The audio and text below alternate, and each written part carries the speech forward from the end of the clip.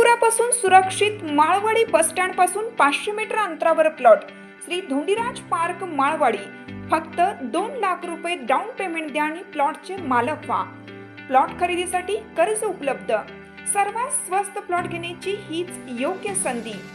Premium residential plot Shri Dhondiraj park, Patil dairy नजीक, Vasgade road, Malwadi, Bhilwadi.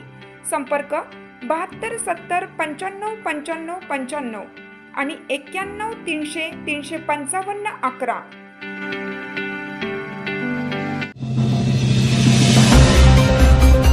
Sangli स्थानिक गुन्हे अन्वेषण शाखेकडून दुचाकी चोरट्याला अटक, 3 गुन्हे उघड। सांगली जिल्हा पोलीस अधीक्षक तुषार दोशी यांनी मालमत्तेविरुद्धचे गुन्हे करणाऱ्यांवर कारवाई करण्याचे आदेश दिले होते।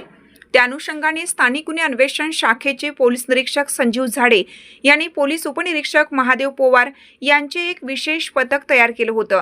या पथकातील कर्मचारी सांगलीत गस्त घालत असताना 30 एप्रिल 2026 रोजी त्यांना एका गोपनीय बातमीदारामार्फत माहिती मिळाली की एक संशयित इसम चोरीची मोटरसायकल विकण्यासाठी उद्योग भवन परिसरात येणार आहेत।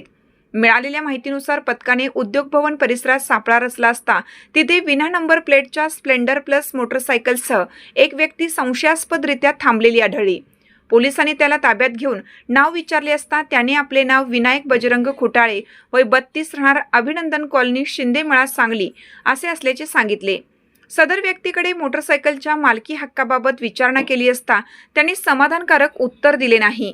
पोलिसांनी त्याला विश्वासात घेऊन अधिक विचारपूस केली असता त्याने ती मोटरसायकल 5 दिवसापूर्वी भबान हॉस्पिटल समोरून चोरी केल्याची कबुली दिली। तसेच त्यांनी सांगलीवाडी आणि मिरज एसटी स्टँड परिसरातून अन्य 2 मोटरसायकली चोरल्याचे मान्य केले। पोलिसांनी त्याच्याकडून 1,55,000 रुपये किमतीच्या 3 मोटरसायकली जप्त केल्या असून यामुळे विश्रामबाग, सांगली शहर आणि महात्मा गांधी चौक पोलीस ठाण्यातील चोरीचे 3 गुन्हे उघडकीस आले आहेत। अटक करण्यात आलेला आरोपी विनायक खुटाळे हा रेकॉर्डवरील गुन्हेगार असून त्याच्यावर यापूर्वी सांगली व सोलापूर जिल्ह्यात घरफोडी आणि दुचाकी चोरीचे गुन्हे दाखल आहेत। पुढील तपासासाठी आरोपी आणि जप्त केलेला मुद्देमाल विश्रामबाग पोलीस ठाण्याकडे वर्ग करण्यात आला आहे।